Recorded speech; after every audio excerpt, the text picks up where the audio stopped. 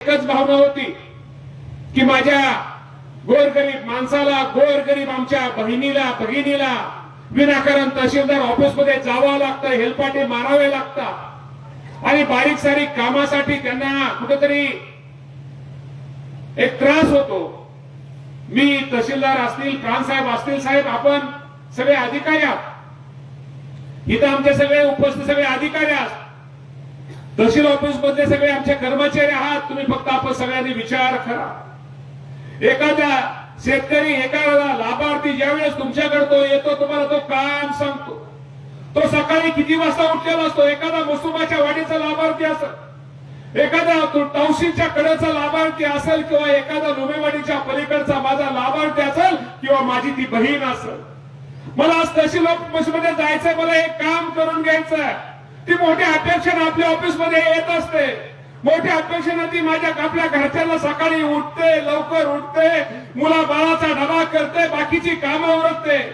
ज्याला गाडी आहे ते गाडी येतं, मोटरसायकल येतं, किंवा एखादी एसटी ज्यावेळेस ती बघते की सकाळची माझी 10ची गाडी आणि संध्याकाळची 5ची गाडी, मी या वेळेमध्ये माझं एक काम हे होईल. त्यामुळे हे मोठे अपेक्षाने आपल्याकडे येत असतात रे बाबा, खूप मोठ्या अपेक्षा असतात. आणि लोक तुमच्याकडे आल्यानंतर ती कामं जर त्यांची झाली तर ते समाधाने जात असतात. परंतु आपण जर आपण जर आपलं घोडं, आपला जर कागद, आपला सारखाच नियम, ठीक आहे नियमानेच काम केलं पाहिजे, पण बारीक सारीक गोष्टीमध्ये माझ्या प्रत्येक या तालुक्यातल्या माझ्या गोर गरीब माणसाला हेलपाटे मारायला लावू नका रे बाबा. शेवटी गोर गरीबांच्या माणसाच्या अपेक्षा ठीक, तुम्हाला मी प्रामाणिकपणे सांगतो, तुम्हाला एक परमेश्वराने दिलेली ही जी माणसं तुमच्याकडे गोरगरीब कामानिमित्त येतात, लाभार्थी येतात, मोठी माणसं तुमच्याकडे कमी येतात रे, गरीब माणसं तुमच्याकडे येतात. त्या गरीब माणसाच्या अपेक्षा असतात, त्या अपेक्षा पूर्ण करा.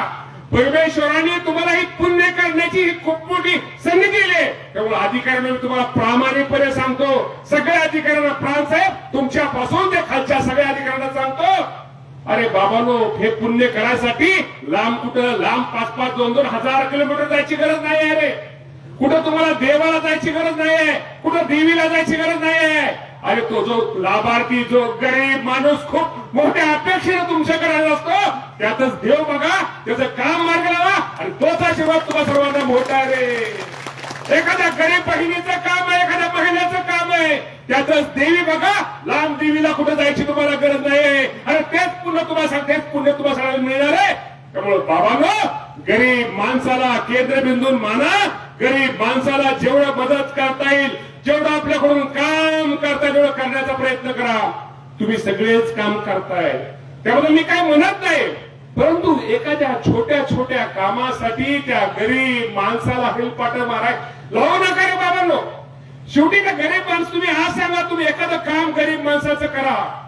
तुम्ही माझ्यासारख्या माणसाचं एखाद्या टायमाला, डोले सरांचं काम एखादं केलं, 100 कामं जरी आमची मोठ्या माणसाची तुम्ही मदत ताबडतोब केली, आम्ही तुम्हाला विसरून जाऊ रे बाबांनो.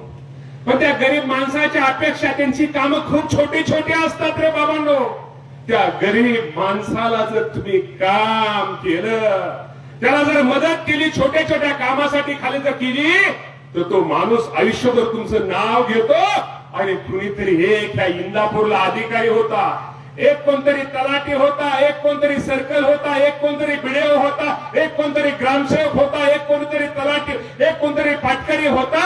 त्या माणसांनी आम्हा सर्वांना मदत केली. आजही मी तुम्हाला प्रामाणिकपणे सांगतो, आजही महसूल विभागामध्ये गेल्यानंतर बाबरास भाऊसाहेबांचं नाव हे अजूनही घेतलं जातं. का नाव घेतलं जातं? काय रावसाहेबांची नावं घेतली, फाटावल्या शेतकऱ्यांच्या रावसाहेबांची नावं घेतली जातात, काय पाटकऱ्यांची नावं घेतली जातात, काय बीडीओची नावं घेतली जातात, काय एमएससीबीच्या अधिकाऱ्यांची नावं घेतली जातात, काय महिला विकास, आमच्या महिला विकास, बालकल्याण विकास अधिकाऱ्यांची नावं घेतली जातात. अरे बाबांनो, ही नावं का घेतली जातात? मी तुम्हाला हे मुद्दा म्हणून का सांगतो?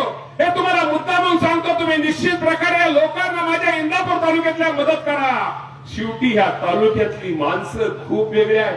ठीक आहे, आहेत 4-2 माणसं, आम्ही म्हणणार नाही की सगळेच माणसं आहेत 4-2 माणसं चुकीचे आहेत, चुकीची तुम्हाला कामं सांगतील, तुमच्यावरती चुकीचा दबाव आणतील, तुम्हाला काय गोष्टी चुकीचं सांगतील, याचा अर्थ तालुक्यातली सगळीच माणसं अशी नाहीये. त्यामुळे जेवढी तुम्हाला मदत करता येईल, मी तहसीलदार साहेब आणि बीडीओ साहेब तुम्हाला दोघांना पण मुद्दा म्हणून सांगतो, अरे करा, लोकांना हेलपाटे मारायला लावू नका.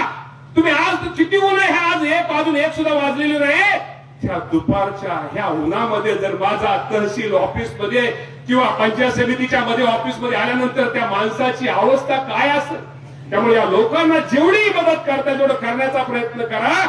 शेवटी ही माणसं तुमची आहेत, हा मोठा आशीर्वाद तुम्हा सर्वांना मिळणार आहे. त्यामुळे आज हा कार्यक्रम मुद्दामून मी आज हे तुम्हा सर्वांना सगळ्यांना म्हणजे मी काय तिकडे सांगतोय असं नाही, त्या लाईनला पण ते सांगतोय, पाठीमागे बसल्या त्या लाईनला पण ते सांगतोय. सगळ्या विभागात झुकून काम करा. की आयुष्य मी नेहमी म्हणतो की आनंद द्यायचा असतो आणि आनंद घ्यायचा असतो. जेवढा पुढच्या माणसाला आपण आनंद देऊ तोच उलटा आनंद आपल्याला आपल्या कुटुंबाला मिळतो. त्यामुळे आयुष्यामध्ये आनंद द्यायचा आणि आनंद घ्यायचा. आणि मी पण तुम्हा सर्वांना एक सगळ्यांना सांगतो, काम करताना सकारात्मक करा. आपल्या बोलण्यामुळं वागण्यामुळं कुणाच तरी मन दुखवल किंवा सारखं दे तलाठ्याकडे अर्ज, दे ग्रामसेवकाकडे अर्ज, दे तहसीलदारकडे अर्ज, दे पोलिटिशियनकडे अर्ज. अरे काय होतं, काय मिळतं समाधान तुम्हाला? तुम्ही दुसऱ्याची आपदा करत बरोबर याची त्याची झोप मोडता. तुम्हाला लोकांना तरी असं केलं संध्याकाळी झोप नीट येते का रे बाबांनो? नीट विचार करा, नीट विचार करा. त्यामुळे बाबांनो आज हा कार्यक्रम खूप वेगळा आहे. शिबिर आहे, त्यात शिबिराला नाव काय त्याने दिलंय? मी तहसीलदार साहेब, बीडीओ साहेब, शासनाने या शिबिराला काय नाव दिलं तुम्ही वाचलं का?